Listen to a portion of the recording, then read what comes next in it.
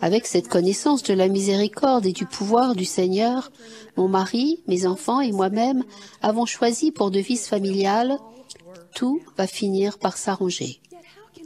Pourtant, comment pouvons-nous dire ces mots quand nous avons de graves difficultés et que les solutions ne sont pas immédiatement disponibles? Quand notre délicieuse et digne fille de 21 ans, Georgia, a été hospitalisée dans un état critique après un accident de vélo, notre famille s'est dit « Tout va finir par s'arranger ». J'ai pris immédiatement l'avion depuis notre mission au Brésil pour me rendre à Indianapolis pour être près d'elle et en me cramponnant à notre devise familiale.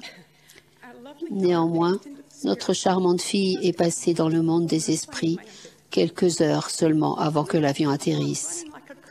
Avec le chagrin et le choc qui parcouraient notre famille comme un courant électrique, comment pouvions-nous nous regarder et continuer à nous dire « tout va finir par s'arranger ». Après le décès de Georgia, nos sentiments étaient à vif et nous avions du mal à l'accepter. Aujourd'hui encore, nous avons des moments de grand chagrin, mais nous nous attachons à notre conviction que personne ne meurt jamais pour de bon. Malgré l'intensité de notre douleur, quand le corps physique de Georgia s'est arrêté de fonctionner, nous avions la foi qu'elle continuait à vivre en tant qu'esprit, et nous croyons que nous vivons avec elle éternellement si nous respectons nos alliances. La foi en notre Rédempteur et en sa résurrection, la foi dans son pouvoir de la prêtrise et la foi dans les scellements éternels nous amènent à formuler notre devise avec conviction. Gordon B. Hinckley a dit « Si vous faites de votre mieux, tout finira par s'arranger. Placez votre confiance en Dieu. Le Seigneur ne nous abandonnera pas. » Notre devise familiale ne dit pas que tout va s'arranger sur le champ. Elle exprime notre espoir en une issue éternelle, pas nécessairement en des résultats actuels.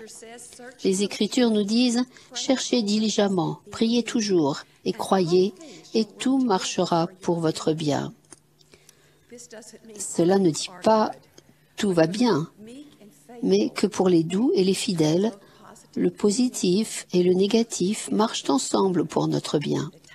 Et le Seigneur décide du temps et de l'heure. Nous espérons en lui. Parfois, comme Job, dans sa souffrance, sachant que Dieu fait la plaie et qu'il la bande, qu'il blesse et que sa main guérit, un cœur doux accepte l'épreuve et attend la venue de la guérison et de la restauration.